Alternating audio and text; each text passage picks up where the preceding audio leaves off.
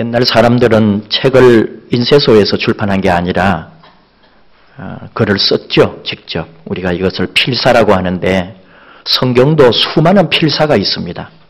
지금도 신약 성경의 조각이 세계 어느 곳에선가는 발견되고 있어요. 인쇄술이 발달하기 전 중세시대도 성경은 여전히 필사되고 있었습니다. 성경 다음으로 가장 많이 필사된 책이 어거스틴의 고백록이라고 하더라고요. 사실은 고백록을 읽어보면은 크게 재미있게 읽지는 못합니다. 하도 유명하고 또 신학을 공부하면은 반드시 넘어가야 될 산이기 때문에 고백록을 보지만 어떤 부분은 너무 쉽고 또 너무나 뻔한 소리를 하는 것 같기도 하고 그렇습니다. 여러분들도 아마 읽어보시면 감동적이다. 누군가에게 소개해주고 싶다. 그러지 않을 거예요. 그러나 고백록은 공부를 해보면은 그 무궁무진한 깊이에 너무나 감탄하게 되고 우리 인류가 가진 위대한 보물 중에 하나다. 그렇게 인정할 수밖에 없는 귀한 책입니다. 고백록 안에는 어거스틴의 길고 고통스러운 회심의 여정을 담고 있어요. 어거스틴이 19살에 자신보다 한 300년 앞섰던 로마의 정치가고 웅변가고 철학자였던 키케로의 호르텐시우스를 읽고 진리를 찾아서 떠나게 된 사람이에요. 어거스틴이 성경에서도 진리를 찾으려고 했거든요. 여러분이 잘 아는 것처럼 어머니의 영향을 받았기 때문에 어머니의 신앙을 따라 성경 속에서 진리를 찾고 싶었지만 그가 가지고 있는 지식과 이성으로는 성경 속에서 도무지 진리를 받아들일 수도 없었고 이해할 수도 없었다는 거죠.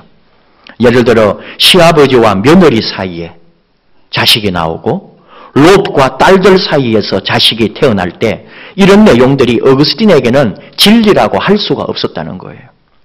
또 그가 성경을 볼 때에 마태복음의 족보가 다르고 누가복음의 족보가 다른데 어린 시절부터 천재고 총명했고 독지가의 도움으로 유학까지 가는 그런 젊은 어거스틴에게 있어 성경의 모순은 도저히 받아들일 수가 없는 그런 책이었다는 거죠. 어거스틴은 그래서 그리스도교는 여자들이나 믿는 종교, 아낙네의 종교다. 이래가지고 자기는 도리어 마니교에 빠져서 마니교에 오랫동안 심취하게 됩니다. 이랬던 어거스틴이 나중에 회심을 하고 예수 그리스도를 주님으로 믿은 후에 고백록에다가 자신의 그 과거의 얘기를 하는 거예요. 나는 하나님이신 겸손하신 예수님을 모실 만큼 겸손하지 않았고 그분이 가르치는 약함도 알지 못했습니다. 자신의 교만으로 말미암아 자기가 가진 지식으로 말미암아 교만했기 때문에 하나님이 사람의 모습으로 내려오고 하나님이 죽거나 하나님이 고난을 당한다 이런 이야기를 받아들일 수가 없었다는 거예요. 사람에게 핍박을 받고 사람으로부터 죽는 메시아 무능해 보였다는 거죠. 하지만 그리스도교의 진리가 바로 이 낮아짐과 약함과 죽음에 있다는 것을 나중에 알게 됩니다. 고백록을 쓰고 난 뒤에 어거스틴이 410년경에 알렉산드리아 주교 디오스코루스, 나중에 이 사람이 교황이 되는데요. 디오스코루스가 주교로 있을 때 어거스틴이 그의 어떤 스승으로 편지를 보내요. 거기에 이런 말을 합니다. 신앙으로 이끄는 모든 길 가운데 첫째 길은 겸손이다. 둘째 길도 겸손이다. 셋째 길 또한 겸손이다. 그대가 몇 번 묻더라도 내 대답은 같을 것이다. 다른 길이 없어서가 아니라 모든 선한 행위에 겸손히 앞장서고 겸손히 함께하고 겸손히 뒤를 따르지 않으면 교만이 모든 것을 우리 손에서 빼앗아가기 때문이다. 이렇게 편지를 했어요. 그리스도교의 핵심을 우리가 사랑이라고 말하는데 그 사랑의 완성은 예수님의 십자가의 죽으심입니다. 근데 그 십자가에서 죽으신 예수님은 사람으로 이 땅에 오셨단 말이죠. 근데 그 좀 어려운 교리지만 하나님이 사람의 몸을 입고 하나님이 사람의 세상에 내려와서 사람의 손에 죽었다는 거예요. 이것이 사랑인데 이 사랑이 완성되도록 하나님이 사람이 된 사건, 사람으로 이 땅에 오신 예수님이 바로 겸손의 하나님을 보여주는 모습이다 이거예요. 겸손의 왕, 겸손하신 주님, 자기 낮춤, 자기 비하, 자기 내려놓음, 이것이 하나님의 모습이라는 거죠. 우리 예수님이 얼마나 겸손하시냐. 우리는 이렇게 노래하고 이렇게 고백하죠. 주님 앞에 무릎 꿇어야 합니다. 그렇게 말합니다. 당연히 주님 앞에 무릎 꿇고 주님을 왕으로 모셔야죠. 근데 우리가 주님에게 무릎 꿇기 전에 주님이 먼저 우리 앞에 무릎을 꿇었다는 거예요.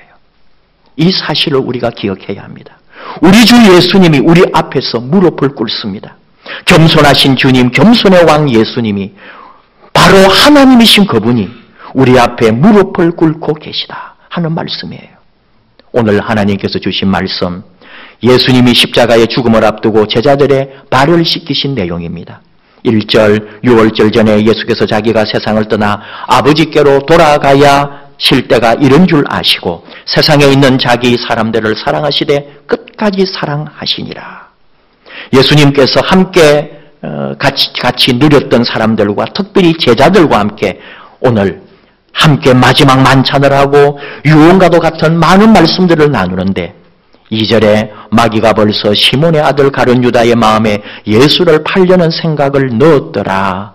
유다가 자신을 팔 것이라고, 그리하여 예수님은 구속되고 빌라도 총독이나 공회에 가서 재판을 받게 될 것이고 그 재판에 결국 그는 십자가에 달려 죽게 되는 그런 죽음까지 올 것을 알고 있는데 그런 가운데 제자들의 발을 씻겨주셨다는 거죠. 그리고 특별히 자기를 배신할 제자의 발까지 오늘 예수님은 씻어줍니다. 이것이 바로 예수님의 겸손한 모습이라는 거죠. 우리 앞에 무릎 꿇으신 예수님은 바로 하나님 그분이십니다. 근데 하나님은 오래전에 우리에게 이미 이런 모습을 보여주셨다는 거죠. 우리가 미처 이것을 몰랐을 뿐입니다. 창세기를 새벽 기도회에 함께 나누고 있는데 창세기 속에 이미 하나님은 우리 앞에 무릎 꿇으셨던 적이 있었다는 거죠. 하나님께서는 겸손하신 모습으로 그의 은혜와 사랑으로 우리에게 다 주시고 우리 앞에 무릎을 꿇으셨습니다. 아브라함이 100살에 얻은 아들 이삭을 하나님께서 모리아산에 인신제사로 바치라고 하셨습니다. 하나님께서 사람을 잡아 올리는 제사를 바치라? 하나님이 사람을 잡아서 제사하라고 할 리가 없는데 인신제사는 당시 이방 종교에서나 하는 것이고 하나님께서 가장 싫어하는 행위인데 하나님은 왜 내 아들을 잡아서 제사를 드리라고 하는가? 아브라함은 3일 길을 모리아산까지 가면서 별별 온갖 생각을 다 하면서 갔겠지요. 지금까지 살아오면서 인생에 고비도 있었고 하나님 주신 은혜도 있고 여러 사연들을 품고 있지만 이번에 마지막으로 하나님은 나를 테스트하는 것이다. 이번에 정말 내가 이 과정을 넘어서지 못하면 나는 하나님 은혜를 누리지 못한다. 아마 아브라함은 갖가지 생각을 하면서 3일 길을 모리아까지 갔을 거란 말입니다. 아브라함도 알고 있습니다. 아들을 바치라는 것보다 더 큰 시험은 없을 거다. 여러분, 하나님이 시험하시는 거예요. 하나님을 사랑하는지 아니면 하나님이 주신 복을 사랑하는지 이것을 통과해야 합니다. 고향도 버리고 친척도 버리고 아버지도 버리고 조카 로까지 다 버리라고 하셨을 때 모든 것을 다 버렸습니다. 그런데 지금 마지막 내 생명보다 귀한 아들 이삭, 독자 아들, 100살에 얻은 이 아들까지 바치라고 할 때 이것까지 순종하는지 하나님은 보시는 거죠. 아브라함은 아들이 아니라 하나님을 선택했습니다. 그 마지막 코스를 통과합니다. 아브라함이 아들을 묶어놓고 잡으려고 하는 그 순간 창세기 22장 12절 그 아이에게 너의 손을 대지 말라. 그에게 아무 일도 하지 말라. 네가 네 아들 네 독자까지도 내게 아끼지 아니하였으니 내가 이제야 네가 하나님을 경외하는 줄을 아노라. 이제야 네가 하나님을 경외하는 줄을 아노라. 이제야 하는 말이죠. 이것이 무엇이냐 하면 이제 내가 너에게 졌다. 이제부터 네가 하자는 대로 내가 다 해주겠다. 네가 복주라 하면 복을 주고 네가 저주하라 하면 저주하고 나의 모든 권세를 너에게 주겠다. 네가 나에게 이겼다. 하나님께서 아브라함에게 무릎을 꿇고 내가 너에게 졌다라고 하면서 큰 복을 더해 주셨다는 거죠. 한 명이 더 있습니다. 야곱이죠. 하나님의 은혜도 많이 입었지만 머리 좋고 약삭 빠르다 할까요? 재주도 많습니다. 형의 복도 가로채고 수완이 좋아서 우리식으로 말하면 사업도 얼마나 잘하는지 모릅니다. 외삼촌 집에서 결혼하고 외삼촌 양떼를 치면서 우리말로 하면은 수만 배로 사업을 확장해내는 그런 능력 있는 사람이죠. 경영의 달인입니다. 근데 자기 자신이 자기를 알아요. 뭐냐 하면은 아무리 채워도 채워지지 않는 허기진 영의 자리가 있단 말이에요. 그 속에 있어야 될 하나님의 영역이 자기 안에 없기 때문에 그렇게 괴롭고 힘든 인생을 보내는 거죠. 고향으로 돌아오다가 자신이 배신했던 형을 만나기 전에 그는 하나님을 먼저 만나야 했습니다. 밤새도록 약복강에서 하나님의 사람과 씨름을 하면서 나에게 복을 달라고, 나를 살려달라고, 나에게 하나님의 확신을 달라고, 나에게 응답해 달라고, 나에게 은혜를 달라고 애원하고 부르짖고 그 하나님의 사람을 붙들고 늘어지죠. 창세기 32장 26절 이하에 그가 이르되 날이 새러하니 나로 가게 하라. 야곱이 이르되 당신이 내게 축복하지 아니하면 가게 하지 아니하겠나이다. 그 사람이 그에게 이르되 네 이름이 무엇이냐? 그가 이르되 야곱입니다. 그가 이르되 네 이름을 다시는 야곱이라 하지 말고 이스라엘이라 부를 것이니 이는 네가 하나님과 및 사람들과 겨루어 이겼음이니라. 하나님과 겨루어 이겼음이니라. 하나님께서 내가 너에게 졌다 하셨습니다. 그러나 그게 그냥 진 건 아닙니다. 이미 야곱의 허벅지 관절을 쳐서 뼈가 위골되고 야곱은 힘을 잃었고 그의 모든 것이 꺾였다는 거죠. 나의 꺾임이 있을 때 그리고 끝까지 순종하고 겸손하게 붙들 때 하나님은 내가 졌다. 네가 말하는 대로 되게 해줄게. 영원토록 너와 언약을 맺어주겠다. 약속하시는 거예요.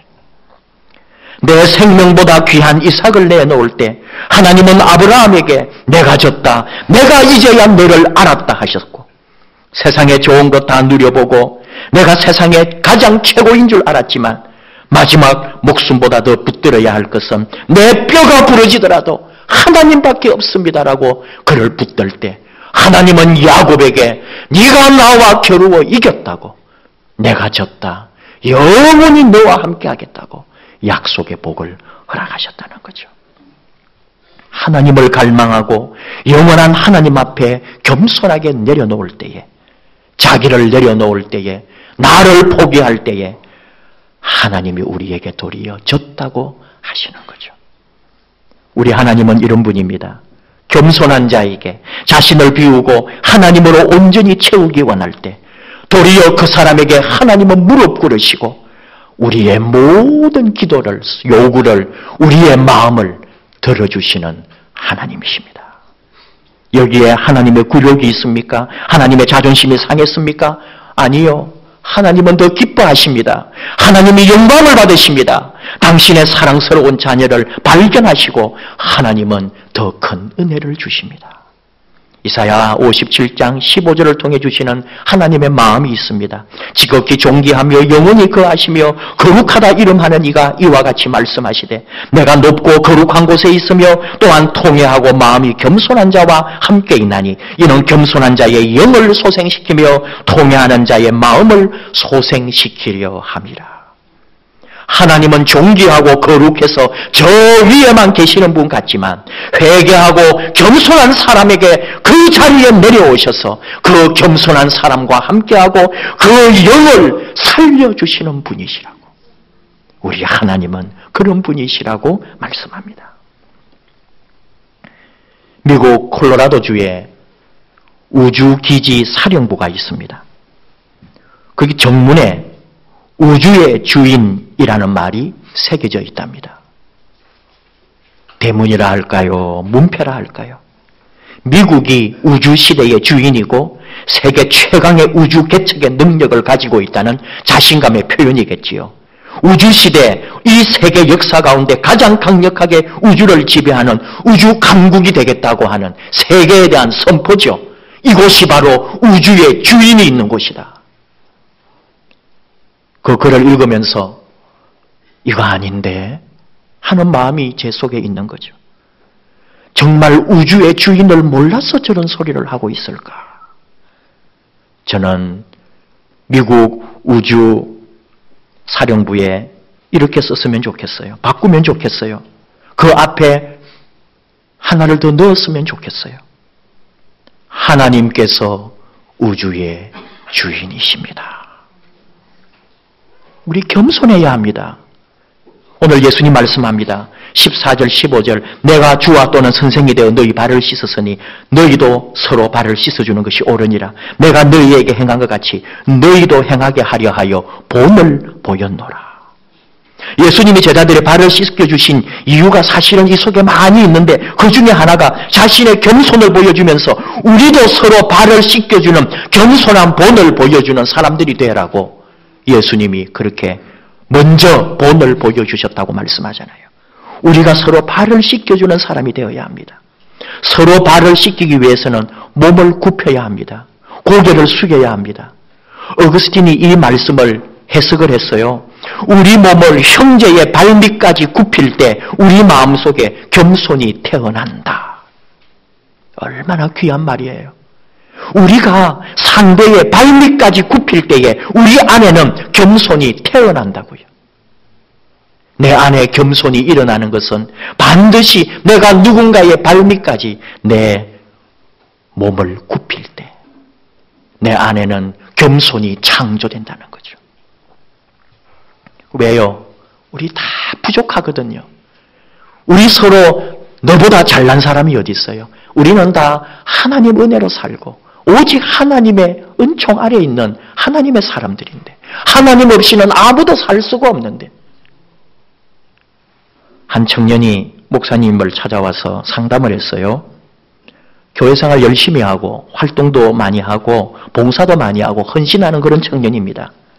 누구든지 칭찬합니다. 잘한다고 열심히 또 봉사하고.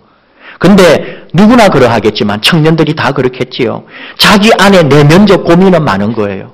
갈등이 많이 있습니다. 신앙적 기복이 많습니다. 흔들립니다. 넘어집니다. 내 개인적으로는 늘 하나님 앞에 부끄럽고 죄짓습니다. 그래서 찾아온 거예요. 오랜 시간 이야기를 나누고 위로도 받고 힘을 얻었어요. 그래서 이제 일어나면서 목사님에게 이렇게 인사했습니다. 목사님 이제 늘 승리하는 그런 믿음 생활 잘하겠습니다. 하고 일어났는데 딱 그 순간에 또 이 청년 속에 이런 마음이 있는 거예요. 목사님께 이렇게 말합니다.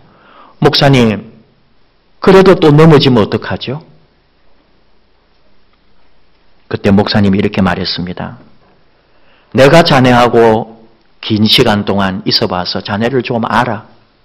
우리 성도님들도 자네를 많이 겪어봐가지고 알 거야. 자네 자신도 자기를 알겠지. 아마 넘어질 거야. 또 실패할 거야. 또 실수할 거야. 그래서 그게 어때서?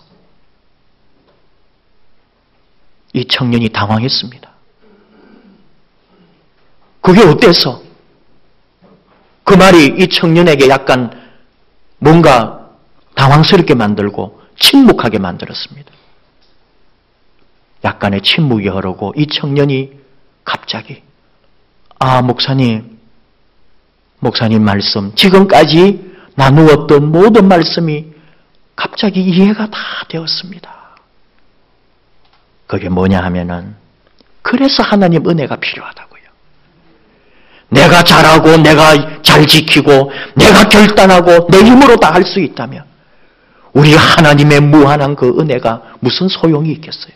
내가 할 수 있다면 우리 힘으로는 안 되기 때문에 무한한 하나님의 사랑, 불가항력적인 하나님 사랑, 저항할 수 없는 하나님 사랑, 내 자격으로는 아무것도 안 되는데 오직 하나님이 무조건적으로 주시는 그 사랑, 그 은혜 때문에 우리가 사는데 그러니 누가 누구에게 유세하며 누가 누구 앞에서 교만할 수 있단 말입니까? 우리는 오직 서로에게 겸손하여 그 사람 앞에 무릎 꿇고 발을 씻겨주는 우리 주님이 보여주신 그대로 본을 보이며 사는 길 외에는 길이 없습니다. 발을 씻긴다는 것은 허물을 씻어준다는 의미입니다. 죄를 용서하고 덮어준다는 의미도 됩니다. 기도해 주는 것입니다. 사랑해 주는 것입니다. 이해하고 위로하고 참아주고 손잡아주는 일입니다. 너희도 그렇게 하라. 주님이 하신 것처럼 우리 교회가, 여러분의 삶의 자리가, 우리 살아가는 인생이 언제나 주님처럼 누군가에게 무릎을 꿇고 누군가의 발을 씻어주고 허물을 덮어주고 사랑하고 용서하고 겸손한 주님의 모습으로 살아내는, 그리하여 그곳에 영의 새로움이 솟아나도록 만드는 저와 여러분 되기를 주님의 이름으로 축복합니다. 오늘 주신 말씀 생각하며 찬양하며 함께 기도하기 원합니다.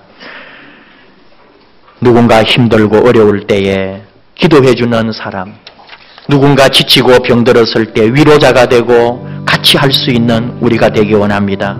마음이 지쳐서 기도할 수 없고 내가 힘들고 어려울 때 누군가 너를 위하여 기도하고 누군가 나를 위하여 기도하고 누군가는 오늘도 우리를 위해서 무릎 꿇어 주님 앞에 나아가고 있다는 것, 우리 함께 찬양하며 나아가기 원합니다.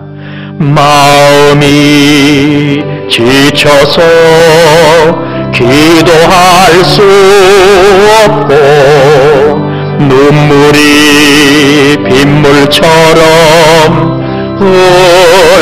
흘러내릴 때 주님은 우리 연약함을 아시고 사랑으로 인도하시네.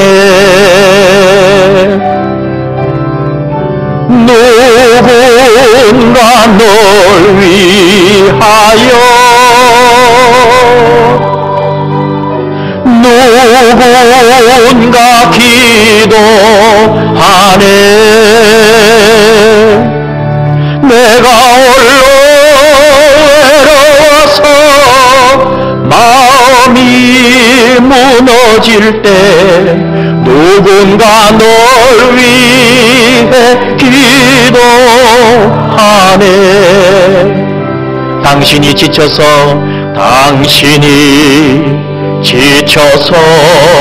찬송할 수 없고 눈물이 빗물처럼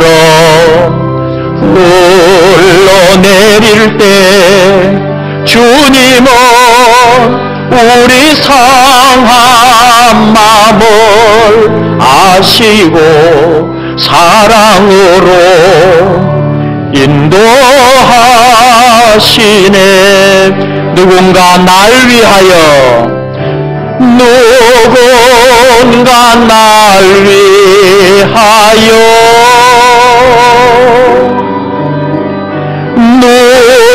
누군가 기도하네. 내가 홀로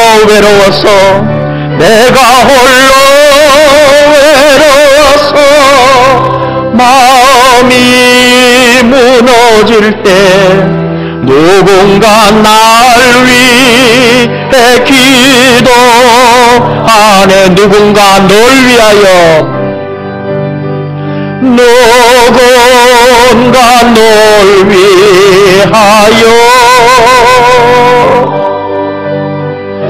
누군가 기도하네. 네가 홀로 외로워서 마음이 무너질 때 누군가 널 위해 기도하네. 우리도 기도하기 원합니다. 누군가를 위하여 무릎 꿇고 기도하는 하나님의 사람 되기 원합니다. 내가 힘들고 외로울 때도 누군가가 나를 위하여 내 곁에 와서 무릎 꿇고 위로해주고 내 마음을 받아주고 나와 함께 기도하고 나를 위하여 기도하는 사람이 있을 줄 압니다. 나도 누군가를 위하여 기도하고 나도 누군가를 위하여 용서하고 이해하고 위로하고 참아줄 수 있도록 하나님, 우리 교회가, 우리 삶이, 우리 가정이 언제나 누군가를 위하여 엎드려 무릎 꿇고 기도하고 사랑하는 저희들 되게 해 주시옵소서. 그때 우리 하나님 우리 곁에 오셔서 내가 너와 함께한다. 너의 기도를 내가 들었다. 영원히 너와 함께하겠다고 약속해 주시고 우리에게 그 영원한 은혜와 복을 주시옵소서. 주님처럼 무릎 꿇고 섬기는 자 되기 원합니다. 우리 교회가 이 지역에서 이웃 사랑하는 사람들 곁에 가장 낮은 자리에 내려가서 섬기는 교회, 종이 되는 교회, 무릎 꿇은 교회가 되기를 원합니다. 우리 주여 부르며 함께 기도합시다. 주여 아버지 감사합니다. 이 시간 사랑하는 하나님의 자녀들, 주님이 무릎 꿇고 제자들의 발을 씻기신 것처럼 우리도 무릎을 꿇고 누군가의 발을 씻기고 그 허물을 용서하고 사랑하는 자가 되기를 합니다. 오직 주인이신 우리 하나님께서, 높으신 우리 하나님께서 낮아질 때로 낮아지셔서 우리 안에 오셔서 우리와 함께 하시고 우리를 사랑하시고 우리를 위하여 죽으시고 우리 앞에서 무릎 꿇으시고 우리에게 좋은 것으로 복된 것으로 함께 하시는 아버지 감사합니다. 우리 아버지, 우리 예수님께서 우리를 위하여 무릎 꿇으시고 우리 발을 씻겨주신 것을 보면서 우리도 오늘 누군가의 발을 씻겨주기 원합니다. 누군가의 허물을 용서하기 원합니다. 누군가를 위하여 헌신하고 섬기기를 원합니다. 누군가를 위하여 기도하는 사람 되기를 원합니다. 누군가를 위하여 나를 주는 사람 되기 원합니다. 아버지, 그 자리에 우리가 서 있을 때에 아버지께서 우리를 위하여 기도하는 사람도 세워주시옵소서.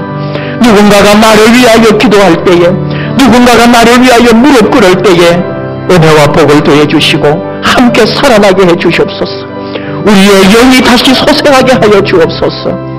우리 교회가 이 지역의 가장 낮은 자리에 내려가서 하나님의 사랑을 전하고 우리 예수님의 그 은혜를 나누는 그런 가장 작은 자의 벗이 되는 우리 교회 되게 하여 주옵소서. 아버지, 오늘 이 자리에 서로를 섬기는 종들로 우리 하나님 이곳에 함께하여 주시옵소서.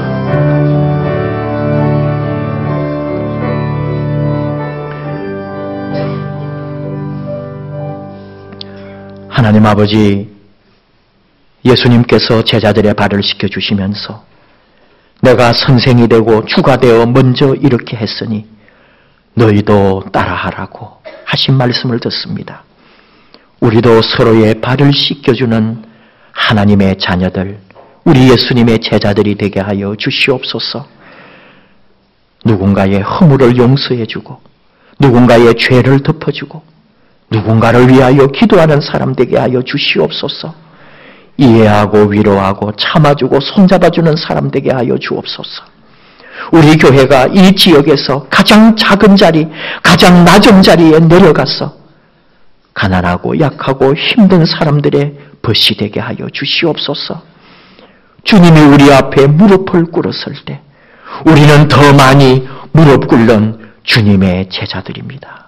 아버지, 우리가 늘 무릎 꿇는 신앙으로 누군가를 섬기고 주님을 섬기고 교회를 섬기고 언제나 무릎 꿇은 영성으로 겸손하게 가장 낮은 자리에 내려가서 묵묵히 주님을 따르고 주님을 섬기는 아름다운 종으로 저희를 사용하여 주시옵소서. 그때 우리에게 아브라함에게 주신 복을, 야곱에게 주신 복을 우리에게도 주실 줄을 믿습니다. 그 큰 은혜 허락해 주옵소서. 예수님 이름으로 기도하옵나이다. 아멘.